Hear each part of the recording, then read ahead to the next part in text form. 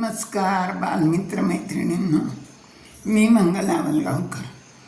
मंगला आजीच्या धमाल गोष्टी नावाचं माझं यूट्यूब चॅनल आहे. मी त्याच्यावर तुमच्यासाठी गोष्टी सांगते, निरनिराळे श्लोक सांगते, काही प्रसंग अनुभव सांगते आणि मोठ्या माणसांसाठी सुद्धा काही लेख वाचून दाखवते, काही गोष्टी सांगते. आणि मला माहिती तुम्ही माझ्या गोष्टीची वाट बघत असता. आज आता मी एक नवीनच गोष्ट घेऊन आले बरं का तुमच्याकडं. यथा राजा तथा प्रजा. गोष्टीचं नाव आहे यथा राजा तथा प्रजा. खूप खूप खूप वर्षापूर्वीची गोष्ट आहे बरं का ही. एक राजा होता बरं का, आणि तो अतिशय चांगला होता. कल्याणकारी राज्य होतं त्याचं. प्रजेचं कल्याण हेच त्याचं ध्येय होतं. रामराज्यासारखं राज्य होतं त्याचं. सगळे लोक सुखी होते त्याच्या राज्यात, कुणालाही दुःख नव्हतं. आणि असा तो प्रजाहित दक्ष राजा होता बरं का. त्याच्या राज्यामध्ये एक ब्राह्मण राहत होता. आता ब्राह्मणाचं काय काम त्यावेळेला? अध्ययन करायचं, अध्यापन करायचं आणि कुणाला काही मागायचं नाही. जे देतील ते यायचं आणि त्याच्यावर गुजराण करायची. आता गरीबच होता ना. कोणी 2 रुपये द्यायचे, कोणी 4 आणे द्यायचे, कोणी 5 रुपये द्यायचे, कोणी अगदी काही नाही तर काहीतरी पसाभर तांदूळ द्यायचे. जो देईल त्याच्यातच समाधान मानायचं आणि राहायचं.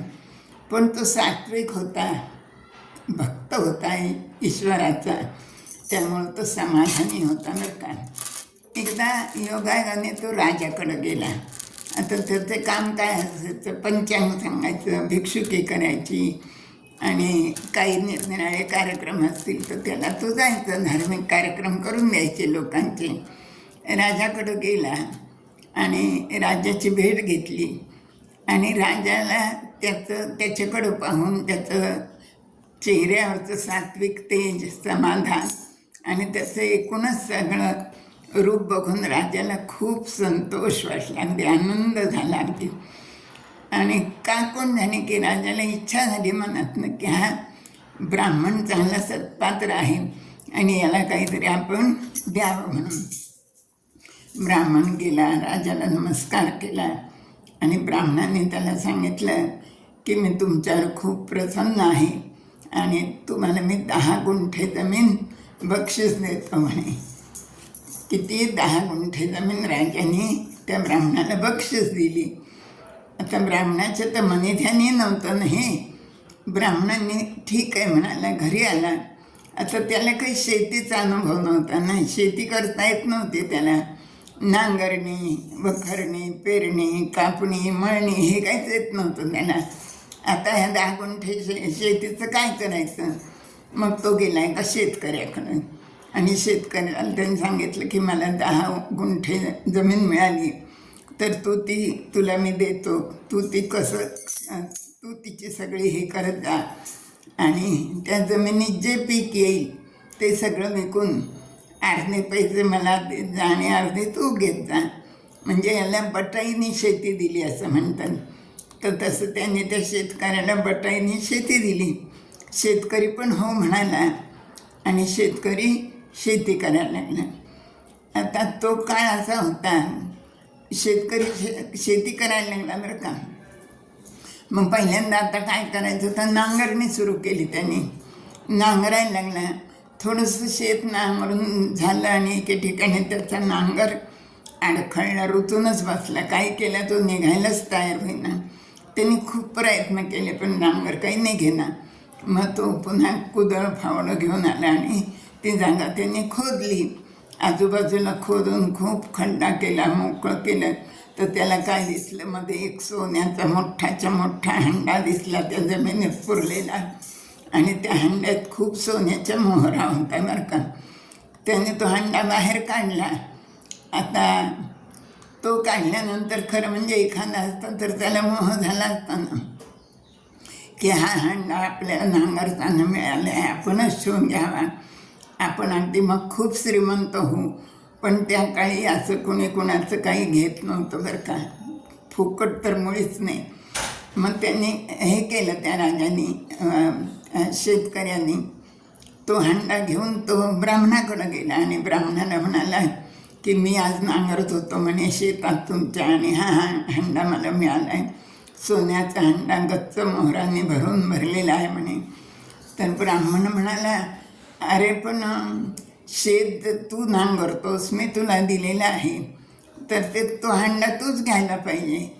तर शेतकरी म्हणाला, नाही नाही, शेतही तुमचं आहे, त्यातली काळी माती तुमची आहे, दगडविटा तुमचे आहेत, आणि त्याच्यात जे काही असेल ते सगळं तुमचंच आहे, असं तो म्हणाला.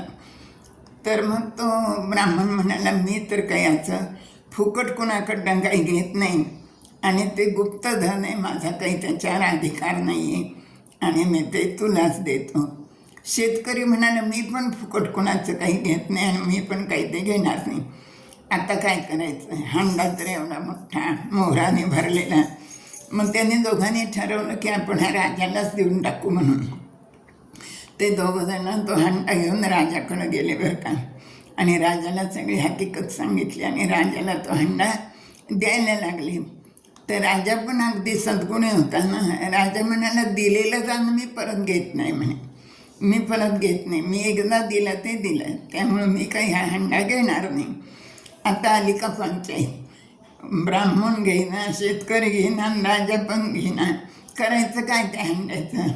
मग शेवटी त्यांनी विचार केला की आपण गावाच्या मुख्य चौकात ठेवून देऊ, आणि म्हणजे लोक त्यातल्या मोहरा घेऊन जातील आणि ते लोकांच्या उपयोग येईल. मग त्याने ते मुख्य रस्त्यात चौकात नेऊन ठेवला तो हंडा बरं का. एक दिवसभर रात्रभर तिथं तो हंडा ठेवला, पण कुणीच त्याच्यातले काहीच मोहरा चोरून नेल्या नाहीत. सगळ्यांना खूप आश्चर्य वाटलं. त्याचं कारण काय होतं माहिती आहे का, कारण फुकट कोणीच काही घेत नव्हतं, त्यामुळे लोकांनी पण फुकट मिळणाऱ्या त्या मोहरा घेतल्या नाहीत. असं तो काळ होता. जसा राजा तसा प्रजा, तशी प्रजा. राजा कुणाचं काही घेत नव्हता, त्याप्रमाणे प्रजेतले लोकसुद्धा, तो ब्राह्मण, शेतकरी आणि त्या राज्यातले लोकसुद्धा फुकटची वस्तू घेत नव्हते काही. मग शेवटी आता प्रश्न काय उरला, आता करायचं काय ह्या हंड्याचं त्या. मग शेवटी तो ब्राह्मण म्हणाला की तू होता तिथंच तो तसाच पुरून ठेव गुप्तधन, ते तसंच जमिनीत राहू दे म्हणून. त्याप्रमाणे शेतकऱ्यांनी केलं आणि नंतर तो शेती करायला लागला. तर आजकालच्या जमान्यात ही गोष्ट किती अनुकरणीय आहे. आजकालचा जमाना तर सगळा फुकटचा आहे, सगळं फुकट पाहिजे. म्हाताऱ्यांना काही काम न करता पेन्शन फुकट पाहिजे, लाडक्या बहिणींना फुकट पैसे पाहिजेत, त्याच्यानंतर ज्या काही काम करत नाहीत त्यांनाही फुकटच हवं आहे.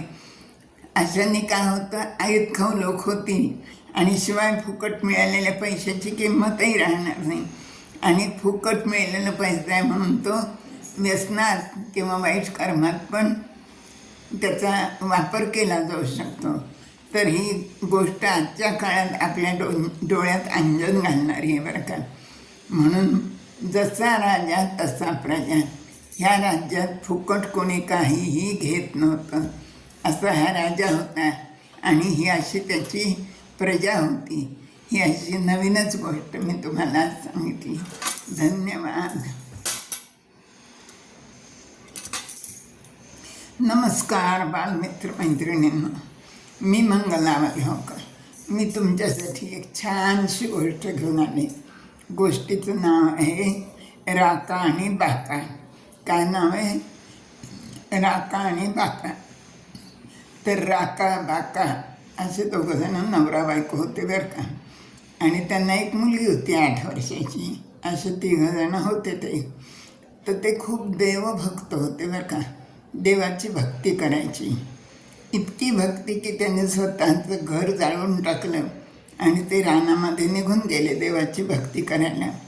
पण आता पोट कसं भरायचं, मग रानातली लाकडं घ्यायची, गोळा करायची आणि त्याची मोळी बांधायची, आणि ते विकून जे पैसे येतील ते घ्यायचे, आणि जेवढे लागतील तेवढेच पैशात आपण करायचा उदरनिर्वाह, आणि उरलेले पैसे दान देऊन टाकायचे. त्यातही पुन्हा एक नियमाचा होता की लाकडावर लाकूड जर पडलेलं असेल तर ते पण घ्यायचं नाही. अशा रीतीने देवभक्तीमध्ये त्यांचं चाललेलं होतं आयुष्य. एके दिवशी ते असेच सगळेजण तिघही जण बाहेर निघाले. आता तो राका होता तो सगळ्यात पुढं होता. त्याची बायको बाका ती जरा मागे होती आणि मुलगी तिच्याही मागं होती. सगळ्यात राका पुढं होता. जाता जाता काय झालं, पुढं गेल्यानंतर त्याला एक सुंदर सोन्याचं कडं दिसलं आणि रत्नाने मढवलेलं चमचम करणारं कडं दिसलं. तर त्याच्या मनात विचार आला राकाच्या की न जाणो आपल्या बायकोला याची ही झाली तर, आपल्या बायकोच्या मनात याची आशा उत्पन्न झाली तर. म्हणून त्यांनी काय केलं, तो वाकला बरं का, आणि ती माती आजूबाजूची त्यांनी गोळा करून त्या कड्यावर टाकून ते कडं झाकून दिलं. नंतर तो पुढं गेला. मागं बायको होतीच, बायकोचं लक्षच होतं काय करतो आहे म्हणून. ती बाका बरं का, तिने काय केलं की काय वेळा आपल्या नवऱ्याने पाहिलं म्हणून तिने ती माती बाजूला केली आणि मग तिला ते कडं दिसलं.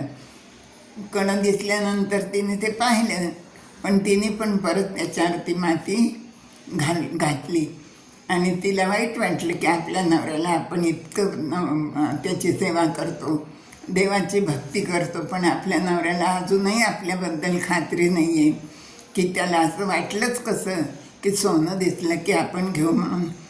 सोनं आणि माती आपल्याला सगळं सारखंच आहे हे मलाही माहिती आहे, पण त्याला आपल्याबद्दल अशी कशी शंका आली असं तिच्या मनात आलं बरं का. पण मग ती माती टाकली तिने कड्यावर आणि ती पुढं गेली. मागं त्यांची ती 8 वर्षाची मुलगी होती ना, तिने ती पाहत होती ना, आपले वडील वाकले, त्यांनी वाकले, काहीतरी हाताने मातीला कल्ली आणि पुढं गेले. मग आपली आई पण वाकली, तिने पण तसंच केलं. काय बरं असेल, ती मुलगी तिथं आल्यानंतर तिने ते माती बाजूला केली आणि तिला ते सोन्याचं कडं दिसलं. ते कडं पाहिल्यानंतर ती मुलगी जोरात रडायला लागली, खूप मोठ्यानं रडायला लागली. राका आणि बाका धावत पळत आले आणि मुलीला म्हणाले, काय झालं रडायला? काटा टोचला का? दगड लागला का? ठेच लागले का? कोणी काही केलं का तुला? तर ती म्हणे, नाही मला काटा नाही टोचला, ठेच नाही लागली आणि मला कोणी काही केलं पण नाही आहे म्हणे, पण मला फार वाईट वाटते म्हणे. कशाचं वाईट वाटते म्हणे, की मला असं वाटते की तुमच्यासारख्या अभक्त आईवडिलांच्या पोटी मी जन्म घेतला म्हणून मला खूप वाटते म्हणे. कारण तुम्हाला अजूनही सोनं आणि माती यातला फरक कळतोय म्हणे. भक्तांना सोनं आणि माती सारखीच असली पाहिजे ना. गीतेमध्ये सांगितले समलोष्टाश्म कांचन. तर तुम्हाला अजूनही तो फरक कळतोय म्हणून मला रडू येते, तुमच्यासारख्यांच्या पोटी मी जन्म घेतला म्हणून. मग राका आणि बाकाला तिचं म्हणणं ऐकून ते पण अंतर्मुख झाले आणि मग ते म्हणाले, बाळा तुझं खरंच बरोबर आहे, पण आम्हाला मात्र तुझ्यासारखी मुलगी जन्माला आली आमच्या पोटी, याचा आम्हाला खूप अभिमान आहे. आणि इतक्या लहानपणी त्या मुलीची एवढी तयारी झालेली होती की सोनं आणि माती मृत्तिके समान असं तिला वाटत होतं. तर अशी राका आणि बाका आणि त्याची मुलगी, त्यांची ही गोष्टीचं नाव आहे राका आणि बाका.